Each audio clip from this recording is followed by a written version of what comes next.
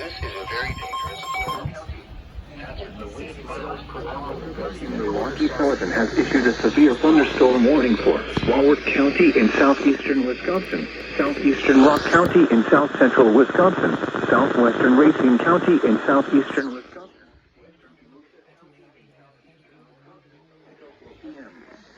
At 3:12 p.m., severe thunderstorms were located along a line extending from near Clinton to near Marengo, moving at 20 miles per hour. Hazard, 60 miles per hour in Pennsylvania for 5 miles. Source, radar indicated.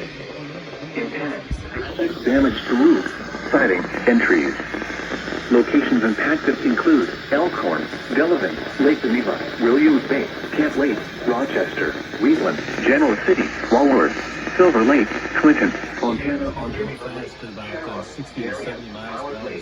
Round Lake, Como, Hell Lake, Twin Lakes, and Bonner's Lake. For your protection, move to an interior room on the lowest floor of a building.